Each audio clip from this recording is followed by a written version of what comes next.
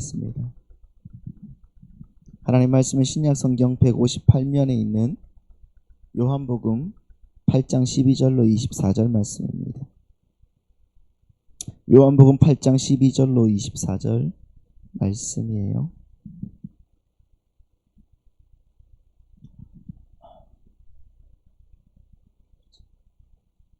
제가 봉독해 드리겠습니다. 예수께서 또 말씀하여 이르시되 나는 세상의 빛이니 나를 따르는 자는 어둠에 다니지 아니하고 생명의 빛을 얻으리라. 바리새인들이 이르되 네가 너를 위하여 증언하니 네 증언은 참되지 아니하도다. 예수께서 대답하여 이르시되 내가 나를 위하여 증언하여도 내 증언은 참이니 나는 내가 어디서 오며 어디로 가는 것을 알거니와 너희는 내가 어디서 오며 어디로 가는 것을 알지 못하느니라. 너희는 육체를 따라 판단하나 나는 아무도 판단하지 아니하노라. 만일 내가 판단하여도 내 판단이 참되니 이는 내가 혼자 있는 것이 아니요 나를 보내신 이가 나와 함께 계심이라. 너희 율법에도 두 사람의 증언이 참되다 기록되었으니 내가 나를 위하여 증언하는 자가 되고 나를 보내신 아버지도 나를 위하여 증언하시느니라. 이에 그들이 묻되 내 아버지가 어디 있느냐? 예수께서 대답하시되 너희는 나를 알지 못하고 내 아버지도 알지 못하는도다. 나를 알았더라면 내 아버지도 알았으리라. 이 말씀은 성전에서 가르치실 때에 헌금함 앞에서 하셨으나 잡는 사람이 없으니 이는 그의 때가 아직 이르지 아니하였음이로라. 다시 이르시되 내가 가리니 너희가 나를 찾다가 너희 죄 가운데서 죽겠고 내가 가는 곳에는 너희가 오지 못하리라. 유대인들이 이르되 그가 말하기를 내가 가는 곳에는 너희가 오지 못하리라 하니 그가 자결하려는가? 예수께서 이르시되 너희는 아래에서 났고 나는 위에서 났으며 너희는 이 세상에 속하였고 나는 이 세상에 속하지 아니하였느니라. 그러므로 내가 너희에게 말하기를 너희가 너희 죄 가운데서 죽으리라 하였노라. 너희가 만일 내가 그인 줄 믿지 아니하면 너희 죄 가운데서 죽으리라. 아멘. 자, 오늘 또 살아계신 주님의 그 은혜가 우리 성도님들 마음과 생각 가운데 임하시기를 예수님의 이름으로 축복합니다. 우리가 지난주에 우리는 세상의 빛 대신 예수님의 삶을 통해서 천국 백성의 삶, 다시 말하면은 하나님의 나라의 삶의 원리에 대해서 우리가 생각을 해봤었습니다. 그래서 그리스도인들은 그 빛의 열매가 뭐라고 그랬죠? 모든 착함과 의로움과 진실함. 그 속에서 여러분 우리는 살 수밖에 없다고 말씀을 드렸었어요. 우리는 그렇게 살아야 되는 자, 그렇게 살 수밖에 없는 자가 된다는 것입니다. 할렐루야.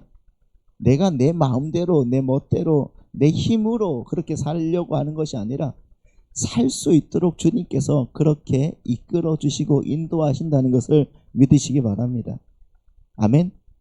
근데 오늘 본문을 여러분 다시 보시면은 12절 말씀을 다시 보시면은 어떻게 나와 있습니까? 예수님은 나는 세상의 빛이다 이렇게 말씀하시죠. 나는 세상의 빛이다 이렇게 말씀하시고 이 세상이라는 것의 정의를 다시 구체적으로 말씀을 해주시는 거죠. 어떻게 말씀해 주시는가? 자, 예수께서 또 말씀하여 이르시되 나는 세상의 빛이니. 여러분 이 구절만 딱 보면은 나는 세상의 빛이니 이 구절만 딱 보면은 보편구원론자들, 다시 말하면 자유주의 신학자들이 주장하는 이야기가 맞는 것 같아 보여요. 나는 세상의 빛이다. 온 세상을 다 빛으로 왔다. 나는 전부 다 그래서 구원해 낼 거야. 이런 이야기 같아 보인단 말이에요. 근데 그 뒤에 뭐라고 하시는지를 보면 금방 이 구분이 가는 겁니다. 자, 보십시오. 나는 세상의 빛이니 나를 따르는 자는 어두움에 다니지 아니하고 무엇을 얻으리라? 생명의 빛을 얻으리라. 그러니까 이 예수님이 세상의 빛이라고 말씀하신 이 세상은 누구를 말씀하시는 거라고요? 누구를? 나를 따르는 자라는 거예요. 나를 따르는 자. 그 사람들만 뭐라는 겁니까? 세상이라는 겁니다. 믿으십니까? 그러니까 예전에 우리가 요한복음에서 세상이 두 가지 의미를 갖고 있다고 말씀을 드렸어요. 이 세상이라는 단어가 두 가지 의미를 갖고 있다고 말씀을 드렸는데, 첫 번째는 죄인들 전체를 지적하는 세상. 그러니까 하나님을 대적하는 세상을 가리킬 때 이 세상, 코스모스라는 이 단어가 쓰이고, 또 한 가지가 또 뭐냐고 하면은 세상과 함께 저주받아서 죽어야 될 자들, 그 자들 중에 뭐 또 다른 세상이 있는 거예요. 또 다른 세상이 있는데 그 건져내어진 세상, 그 세상, 죽어야 될 자들 중에서 건져내어진 세상, 그러니까 사람들의 그 하나님의 백성들을 가르칠 때도 세상이라는 단어가 쓰인다고 말씀을 드렸었습니다. 처음 듣는 말씀처럼 들리겠지만은 드렸었어요. 여기서는 그게 후자란 말이에요. 그러니까 요한복음 3장 16절에 하나님이 세상을 이처럼 사랑하사 독생자를 주셨으니 에서의 그 세상은 누구예요? 역시 후자예요. 건져 올려진 세상. 다시 말하면 당신이 택하신 주의 백성들을 말하는 거예요. 하나님의 백성들. 하나님의 세상 전체를 사랑하셔서 독생자를 주시고, 그리고 믿는 자는 구원하고 믿지 않는 자는 구원 안 하고, 이게 아니라 하나님은 그 세상, 이 세상이었다가 하나님의 선택에 의해서 세상에서 빠져나온 그 세상, 그 하나님의 백성들을 위해서 독생자를 보내신 것이고, 그들을 비추기 위해서 빛이신 예수를 보내신 거란 말이에요. 예수님은 누구를 위해 오셨습니까? 바로 당신의 선택받은 백성들만을 위해서 오셨다는 거예요. 그렇게 이해를 하셔야 됩니다. 그러니까 여러분, 이 말씀들이 잘 이해하셔야 돼요. 세상이라는 것을 잘 이해하셔야 됩니다. 그렇지 않으면은 자꾸 보편구원론자들이나 자유주의자들의 그 말에 속아 넘어가는 거예요. 하나님은 자유주의자들, 보편구원론자들의 주장처럼 예수님을 온 세상 사람들을 위해서, 그들을 다 구원하기 위해서 십자가에 달아서 죽으신 게 아니란 말이에요. 주님은 그렇게 하나님의 택한 자들만을 위해서 이 땅에 오셨다. 그게 나중에 이제 그 요한복음 17장에서 정확하게 나오거든요. 그때 우리가 정확하게 또 보시고, 그리고 예수님은 그들은 예수님을 따르는 자들이고, 세상은 그 악의 세상에서 건져냄을 받은 세상이라는 거예요. 그게 바로 교회죠, 교회. 그래서 여러분 12절 말씀에 의하면은 예수님을 따르는 자들이고, 그들이 빛 대신 예수가 주는 생명의 빛을 부여받은 자들이라는 겁니다. 그들을 비추러 오신 거예요. 다시 말하면은 여러분들을 비추러 오신 겁니다. 전 세계를 비추는 게 아니라. 믿으십니까? 그런데 지금 유대인들은 그 빛이신 주님을 따르기는커녕 죽이려고 하고 있잖아요. 그렇잖아요. 죽이려고 하고 있죠. 그러니까 예수님을 따르지 않는 그들, 예수님을 죽이려고 하는 그들은 지난주에 누구라고 했죠? 어둠이라고 했습니다. 어둠. 죄인인 거예요. 그래서 그들은. 그러니까 어둠은 자신의 어둠을 지적하는 그 빛을 절대 용납할 수가 있어요? 없어요? 없다는 겁니다. 그들은 자신들의 그 가능성을 확고하게 붙들고 있기 때문에 자신들의 그 어두운 그런 사정과 그 어두운 상황과 그 어두움과 그들의 자기들의 그 불가능함을 지적하는 그 빛을 절대로 용납하지 못해요. 그래서 자꾸 어떻게 하는가? 그 빛을 꺼버리려고 하는 거예요. 꺼버려야 되는 거예요. 그래서 예수라는 그 빛을 꺼버리려고 했고, 또 십자가에서 어떻게 하면 꺼버린 거예요. 그래서 바리새인들, 사두개인들, 뭐 서기관들, 이 사람들은 자신들을 어둠이라고 말씀하신 주님을 거짓 증거자로, 그러니까 거짓 증언하는 자로 몰아붙이는 겁니다. 13절 말씀 보십시오. 시작. 바리새인들이 이르되 내가 너를 위하여 증언하니 네 증언은 참되지 아니하도다. 이렇게 말하고 있습니다. 너는 거짓말쟁이야, 이 말이잖아요. 왜? 자기 보고 어둠이라고 하니까, 너희들은 어둠이야 이렇게 하니까 너 말은 아니야 이렇게 말하는 거죠. 자기 보고 어둠이라고 하는 그를 거짓말쟁이로 이제 만들어버려야 되는 거예요. 그래서 너는 거짓 증거하는 자야 라고 이야기하는 겁니다. 그러면 이런 바리새인들이 왜 예수님이 하시는 말씀이 거짓 증언이라고 하는 겁니까? 네? 단지 너희들은 어둠이야 이렇게 얘기하기 때문일까요? 이 사람들이 율법을 잘 알잖아요. 그렇죠? 바리새인들은 율법에 도통한 사람들이란 말입니다. 그러면 제가 수요일 예배 때 여러분들께 말씀을 드렸는데, 사람이 구약 성경에서 사람이 증언을 하려면은, 증언할 때 참이 되려고 하면은 어떻게 해야 된다고요? 2명에서 3명의 증인이 있어야 된다고 말씀을 드렸어요. 수요 예배 때 여러분 꼭 한번 더 보시기 바랍니다. 증인이 있어야 돼요. 그래서 2라는 숫자는 참됨이라는 의미예요. 참된다, 참됐다. 그래서 여러분 신명기를 보시면은 나오는 거거든요. 2명, 3명의 증인이 필요하다, 증언이 필요하다, 이렇게 말하는 거예요. 이게 2라는 숫자가 참됨이라는 뜻이란 말이에요. 그러니까 그것을 들어서 너는 지금 너 혼자 스스로를 증거하고 있기 때문에 너의 증거는 참이 될 수가 없어 라고 말하고 있는 거예요. 자기들의 지식과 자기들의 율법의 그 관점을 통하여서 말하는 거예요. 그러면 사람들이 누구를 인정하겠냐고요? 예수를 알지 못하는 사람들은 바리새인들을 인정할 수밖에 없는 거예요. 그러니까 바리새인들은 계속적으로 율법을 들어서 율법의 주인인 주님을 거짓말쟁이로 몰고 가고 있는 거예요. 그게 죄인들의 특징인 겁니다, 여러분. 그게 그때 주님께서 그들에게 어떻게 대답하는지를 보십시오. 자, 16절 말씀입니다. 16절 시작. 만일 내가 판단하여도 내 판단이 참되니 이는 내가 혼자 있는 것이 아니요 나를 보내신 이가 나와 함께 계심이라. 그럼 누가 몇 명이에요? 2명이죠. 참된단 말이에요. 참됐다. 나와 함께 계시니까 우리는 2명이야. 그러니까 참이다. 17절 시작. 너희 율법에도 2사람의 증언이 참되다 기록되었으니 내가 나를 위하여 증언하는 자가 되고 나를 보내신 아버지도 나를 위하여 증언하시느니라. 기가 막힌 대답 아닙니까, 여러분? 자, 이 뜻을 모르고 여러분 우리가 이해를 하면은 이게 무슨 말인지 몰라요. 구약의 율법과 대조를 해보셔야 돼요. 그래서 예수 그리스도가 하나님과 하나라는 그 사실을 믿음으로 알지 못하는 자들은 이 말을 절대로 이해할 수가 없어요. 그러니까 유대인들이 뭐라고 합니까? 19절입니다.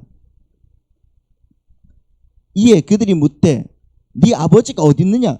그러니까 내 아버지가 어디 있느냐 물어보죠. 네 아버지가 어디 있느냐? 왜? 둘이 되어야 되니까 물어본다고요. 그 질문에 예수께서 대답하시되 너희는 나를 알지 못하고 내 아버지도 알지 못하는도다. 나를 알았다면 내 아버지도 알았으리라. 너희가 나를 알았으면 내 아버지도 알았을 거야. 이렇게 말씀하시는 거잖아요. 주님은 지금 목숨 걸고 하나님을 섬긴다고 자부하는 그 바리새인들에게 야, 너희는 나를 알아보지 못함으로 너희는 하나님을 모르는 자들이다. 이렇게 폭탄 선언을 해버리시는 거예요. 그렇게 그들의 상황을 폭로해버리시는 거란 말이에요. 그러니까 예수 그리스도와 그분의 삶, 그리고 그분의 십자가를 이해하지 못하면요, 다른 말로 예수 그리스도의 그 십자가의 은혜가 무엇이고 그 은혜가 우리에게 어떤 유익을 주는지를 정확하게 이해하지 못하면요, 우리는 하나님을 알지 못하는 것이고 그들은 심판대에서 사망이라는 그 언도를 받게 된다는 말이에요. 여러분, 우리가 기억해야 되는 게 바로 그거란 말입니다. 예수 그리스도의 그 십자가의 은혜가 이 땅에서의 우리의 소원 성취나 아니면 질병 치유나 아니면 물질로 득세하고 재물을 획득하는 것에 도움이 되는 것이라고 착각하고 있는 자들은 예수를 알지 못하는 것이고요. 하나님을 알지 못하는 거란 말입니다. 그들은 오늘 본문에서도 말하는 것처럼 사망으로 떨어질 자들이다 라고 말하는 겁니다. 그러니까 우리가 예수를 잘 믿어야 되는 것입니다. 아멘. 자, 앞뒤 좌우로 인사하겠습니다. 예수를 잘 믿읍시다. 여러분 정말 예수님 잘 믿으셔야 돼요. 예수를 어떤 무속의 영역으로 취급하면 안 됩니다. 예수님은 그런 분이 아니세요. 주님은 지금 목숨 걸고 하나님을 사랑한다고 자부하는 유대인들에게 사망 선고를 내려버리시는 거잖아요. 너희들 이제 죽는다. 그러면 한번 보십시오. 그만하면은 이제 바리새인들이 예수님을 그 자리에서 잡아 죽이고 싶을 만도 한데 그렇잖아요. 자꾸 말도 안 되는 소리 하고 자기들을 경멸하고 막 그러고 있으니까 이제 자기를 막 죽이고 싶을 만도 한데, 그런데 그들이 예수님을 잡지 않았다고 성경이 기록하고 있죠. 자, 20절 말씀 한번 보겠습니다. 20절에서 그 이유를 밝히는데, 시작. 이 말씀은 성전에서 가르치실 때에 헌금함 앞에서 하셨으나 잡는 사람이 없으니 이는 그의 때가 아직 이르지 아니하였음이라, 이렇게 말하고 있습니다. 자, 성경이 바리새인들이 예수님을 그 자리에서 잡지 않은 것은 왜 잡지 않았다고요?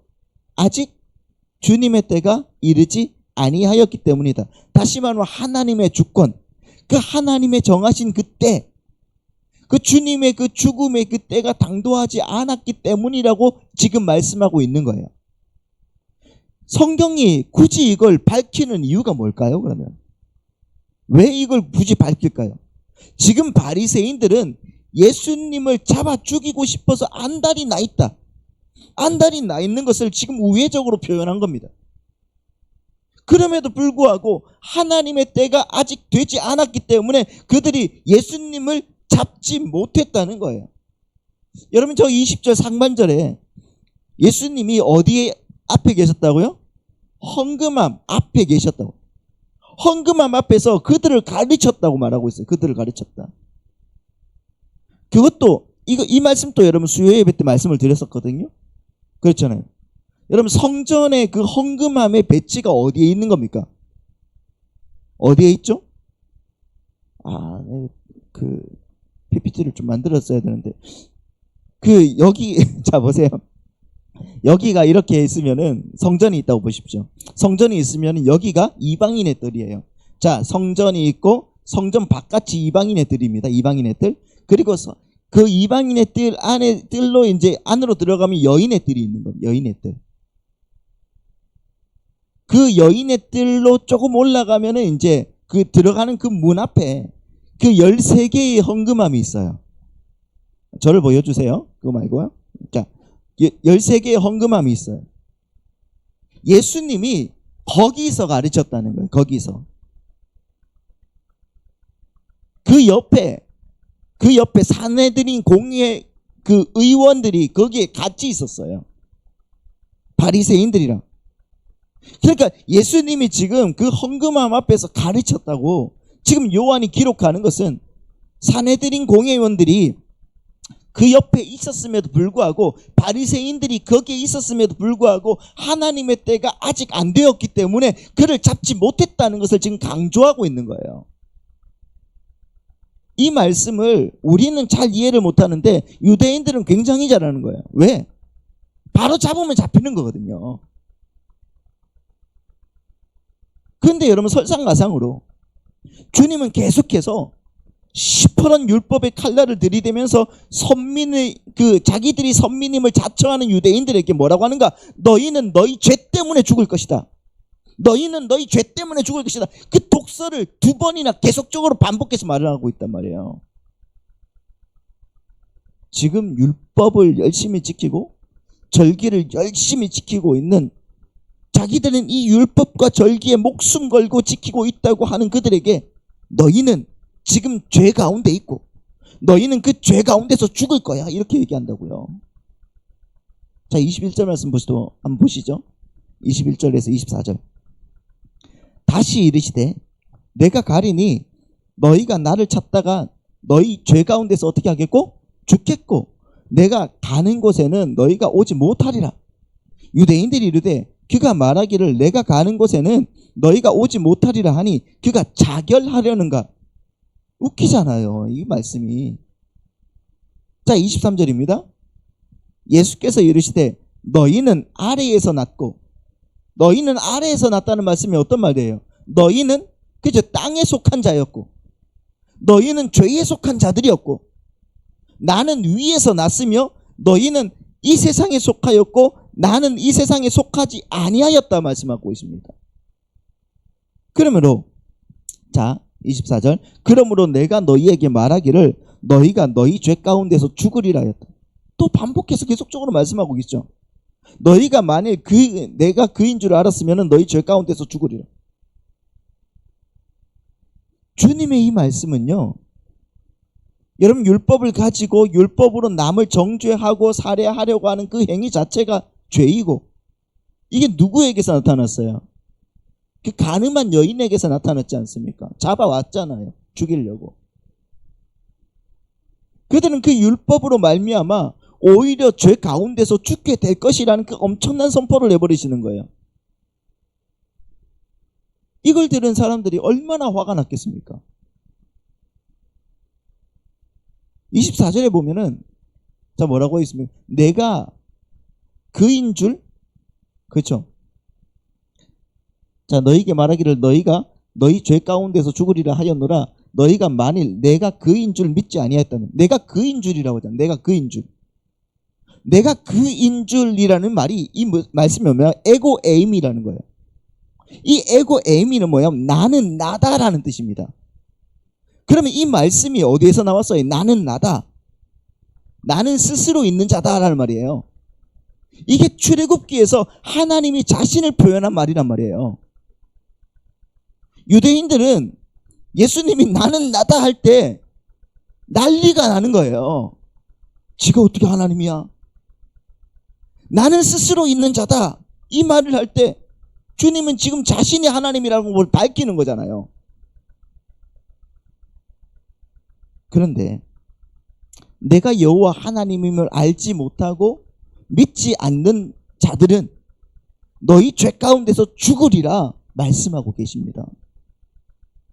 죄와 죽음의 관계를 지금 예수님이 새로운 관점으로 군중들에게, 바리새인들에게 말씀하고 계시는 거예요.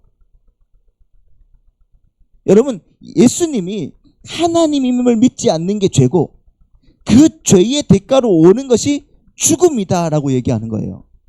맞습니까? 맞죠? 지금 우리에게는 이게 극히 상식적인 이야기 맞습니까? 맞죠?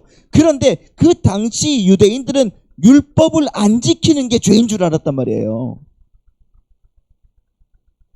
그래서 열심히 율법을 지켰는데, 그래서 뼈 빠지게 율법을 지켰는데 예수님은 내가 하나님을 믿지 않는 게 죄다고 이야기한단 말입니다. 얼마나 열받아요. 근데 보십시오. 우리가 죄라고 이야기하는 거, 현재 우리가 지금 죄라고 얘기하는 거, 그게 뭡니까?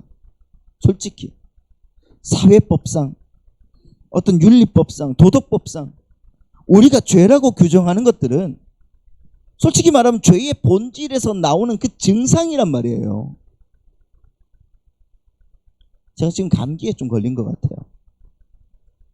컨디션이 정말 안 좋습니다. 지금 이상해요. 부들부들 떨리고 막 설교도 지금 잘하고 있는 건지 못하고 있는 건지 모르겠고 막 그래요. 그런데 이 감기가 걸리면 여러분 어떻게 해야 됩니까? 콧물이 나고 그렇잖아요. 두통이 오고 하는 것처럼. 근데 그 감기의 그 근원을 제거해야 되는 거잖아요. 감기의 근원을 제거하지 않고 맨날 두통약만 먹고 콧물 멈추는 약만 먹고 그러면 안 된단 말이에요. 감기 그 자체를 고쳐야 되는 거잖아요. 마찬가지입니다. 여러분, 죄의 본질은 뭡니까? 죄의 본질은,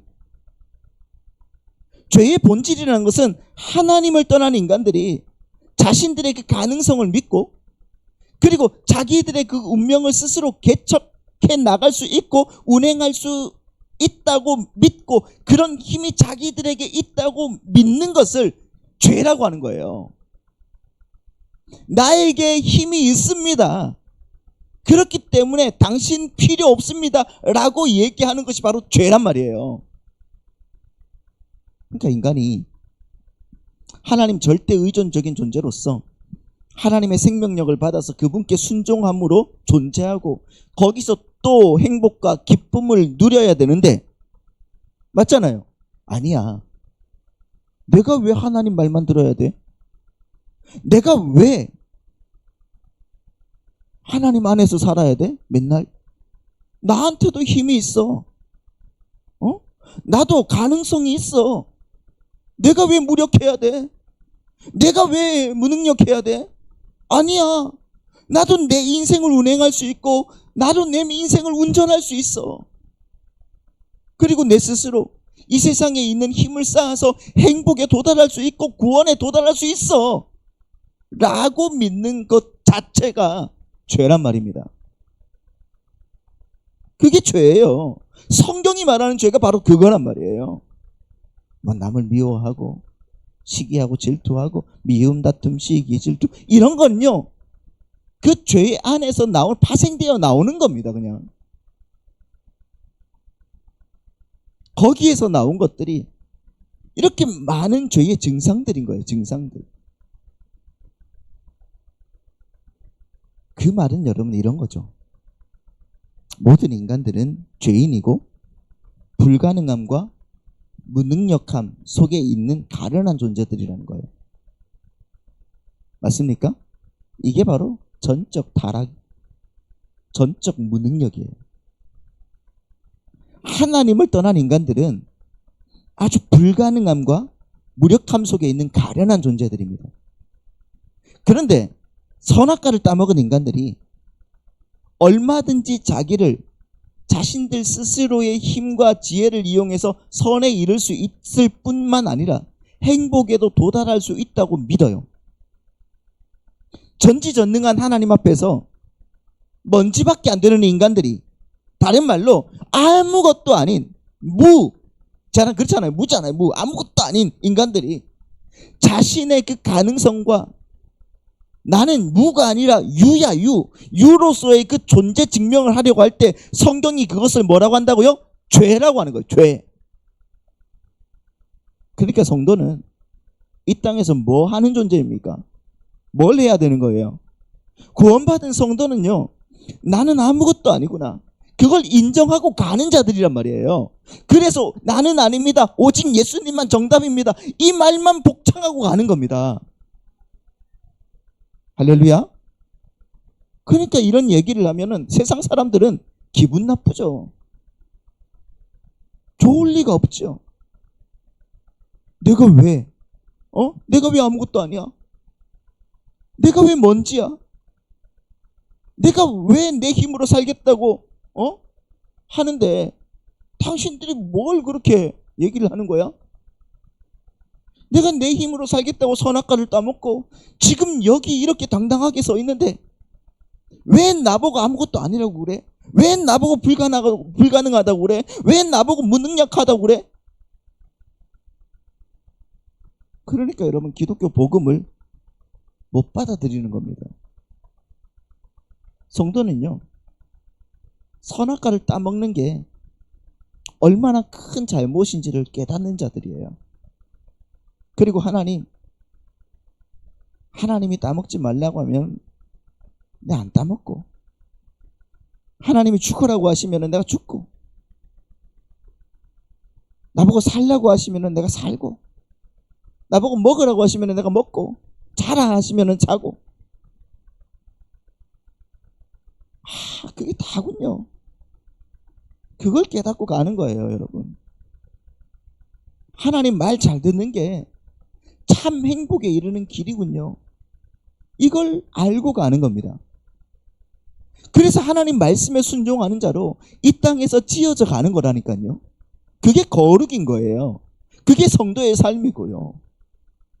그런데 하나님이 우리에게 나쁜 거 시키겠습니까? 나쁜 짓 하라고 시킵니까? 우리가 어떻게 하면 행복해질지를 하나님은 너무나 잘 알고 계십니다. 믿으십니까?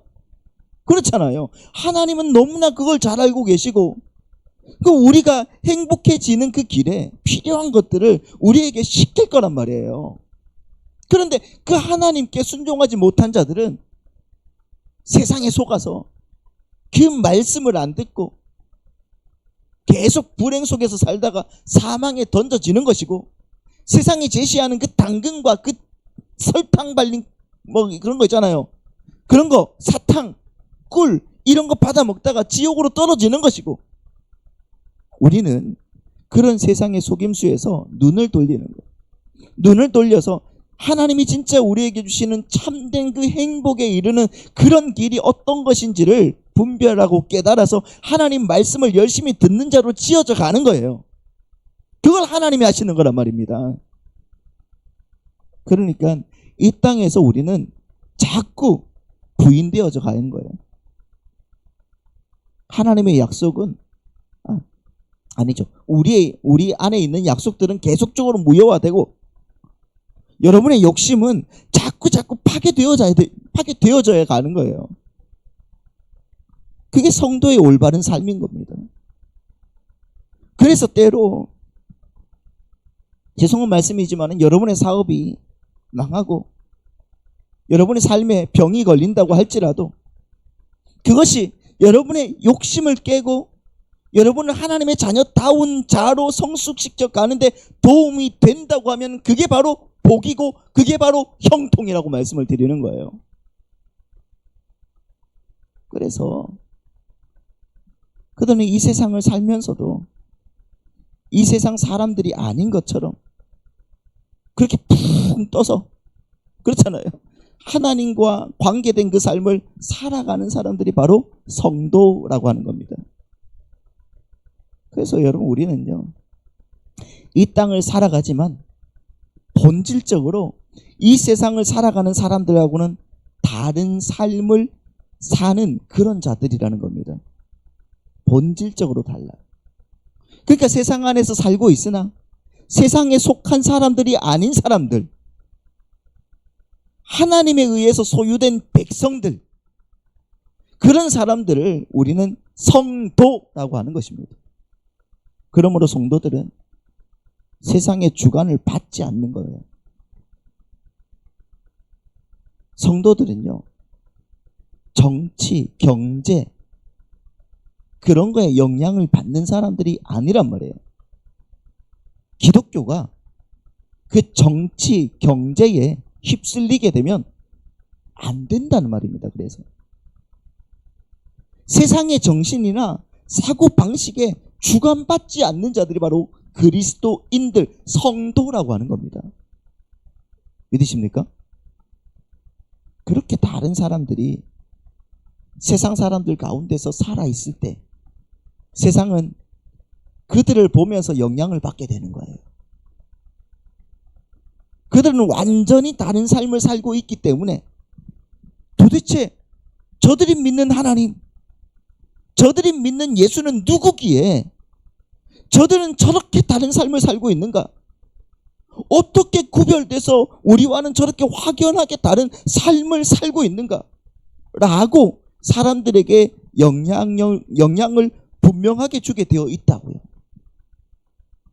우리가 난 못 줄 것 같은데 하는 표정을 짓지 마시고요. 근데 여러분, 오늘 기독교인들은, 오늘날 그리스도인들은 사람들에게 그렇게 크게 영향을 주지 못하는 것 같지 않습니까? 그들은 자기의 이 성도의 신분이 어떤 것인지 정확하게 정의하지 못하기 때문에 그런 거예요. 우리가 누구인지를 모르고 있기 때문에 그런 겁니다. 제가 예전에 내가 존경하는 어떤 목사님의 그 이야기를 들었는데, 그분과 이제 예수 믿는 자의 어떤 삶이 어떤 건가에 대한 그 이런저런 이야기를 하다가 그분이 그분 선배님의 이야기를 하는 거예요. 그 목사님은 우리 저기 뭐 한국의 뭐 인류대학에 나오고 남해 이제 그 대학원으로 이제 오신 분이거든요. 자기 선배가 이제 한 10년을 이제 대학교에 다니고 있더래요. 그러니까 자기가 들어갔는데도 계속적으로 그냥 한 10년 전 선배인데 계속 자기랑 같이 이제 이렇게 공부를 하고 막 그러는데, 근데 그분이 그때 얼마나 싸움을 잘하는지 매일 경찰서에 잡혀 있었다고 그래요. 그 인류대에 나온 사람이 심지어 이제 무슨 폭력 사범으로 검찰한테 가가지고 막 삿대질하고 막 이렇게 하고 그 정도로 이제 막 대가 센 사람이었다. 그리고 항상 이 사람이 이제 불교 신자여서 가부좌하고 앉아가지고 이제 담배 피우다가 이제 꽁초가 되면은 후배들한테 그 입안에서 이렇게 했다가 퍽 뱉어버리고 막 그런 거 있잖아요. 그러면서 또 술은 얼마나 잘 먹는지. 그래서 도대체 저게 인간이냐 할 정도로 그 사람과 엮이기 싫어서 진짜 노력했다는 거예요. 근데 이 목사님이 이제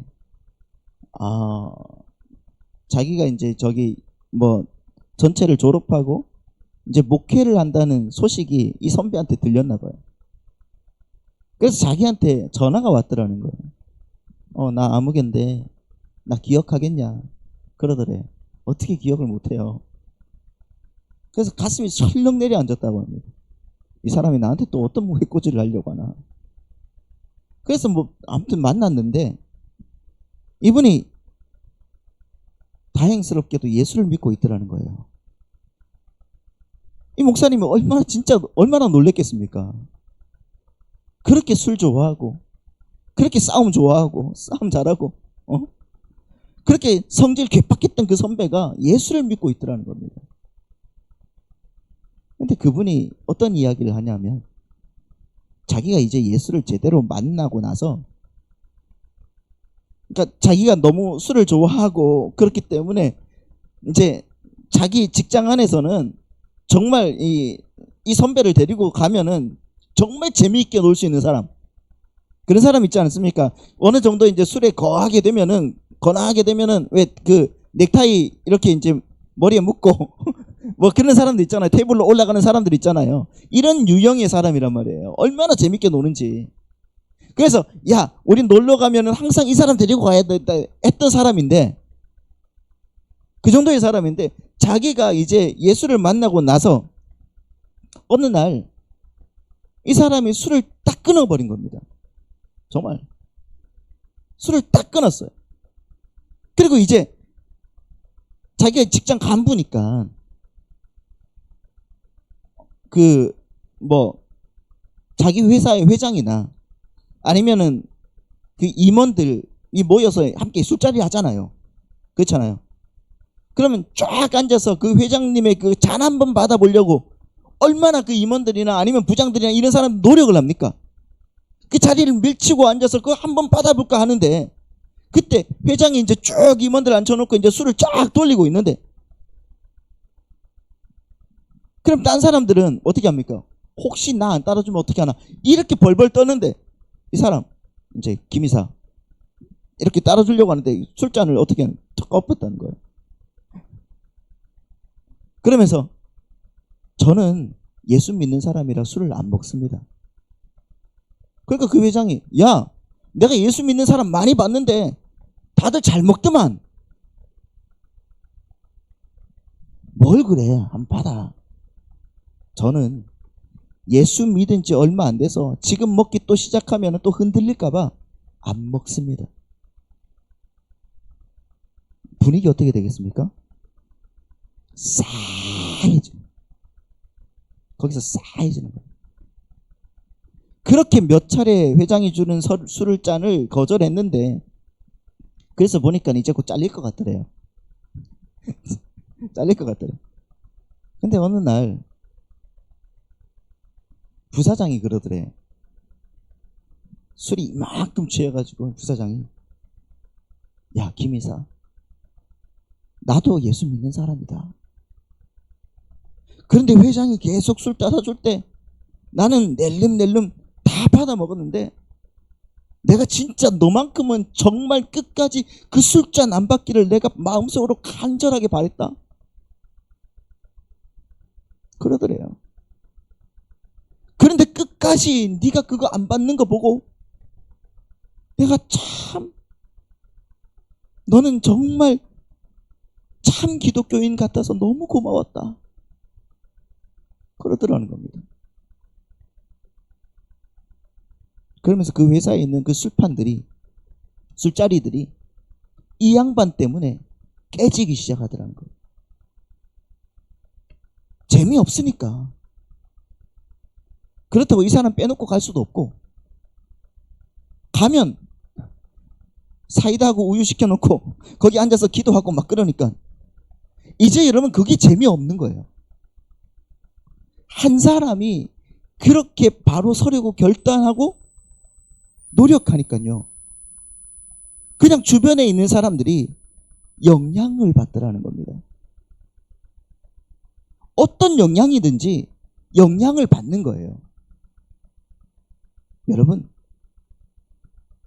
사도 바울이 에베소 교회에 들어갔을 때 거기에는요, 그 에베소는요, 아데미신을 섬기는 우상을 섬기는 그 우상 단지였습니다.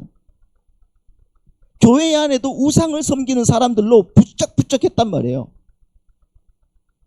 거기다가 예수 믿는 자라고는 아니 그 예수 믿는 게 아니죠.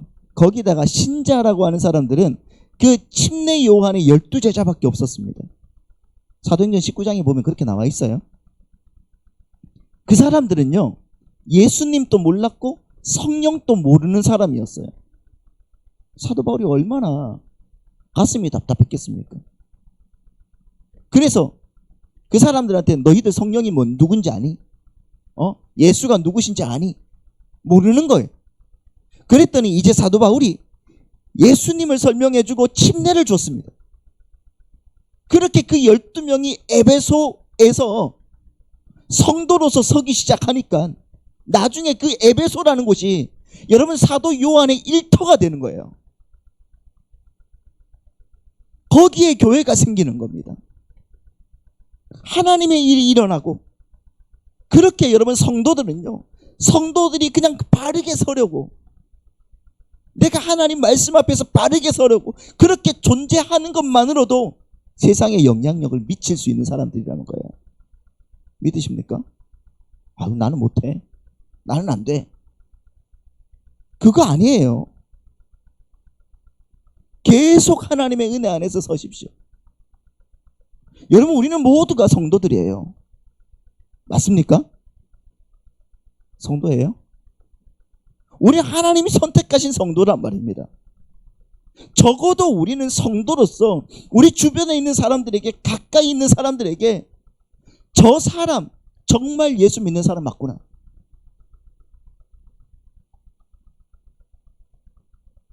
시대를 보면은 예수 믿는 게 꼭 이상하게 보일 때도 있고 이런 말 하지 마세요, 여러분. 그거 다 변명입니다. 나를 보면서 저 사람 진짜 예수 믿는 사람 맞구나. 그런 표시가 나기를 바랍니다. 왜 아멘이 없을까요? 할렐루야. 그런 구분을 딱 지어줄 수 있는 우리 성도님들 되시기를 바랍니다.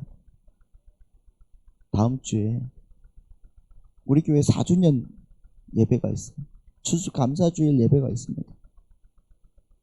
그 예배 때 여러분 정말 어떻게 하실 겁니까? 그냥 우리 이대로 끝까지 살게 해주세요 이렇게 하실 거예요? 여러분이 정말 기도하고 있는 그분들, 여러분의 삶으로, 말로 내가 그리스도인임을 보여주고 그분들에게 은혜를 끼쳐줄 수 있는 믿음의 백성들이 되셔서 가급적 한 번이라도 오신 분들 초청하시고요. 이번 주에 한번 전화 한번 딱 돌리십시오.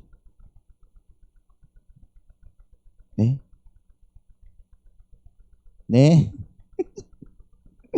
그리고 전도 대상자들 오라고 해보셔서 정말 우리 함께 예배하는 그런 시간을 가졌으면 좋겠습니다. 아멘. 그런 은혜가 우리 사랑하는 성도님들 마음 가운데 있기를 소망하고요. 정말 여러분을 통하여서 하나님 나라가 정말 아름답게 선포되는 놀라운 역사가 있기를 예수님의 이름으로 축원합니다.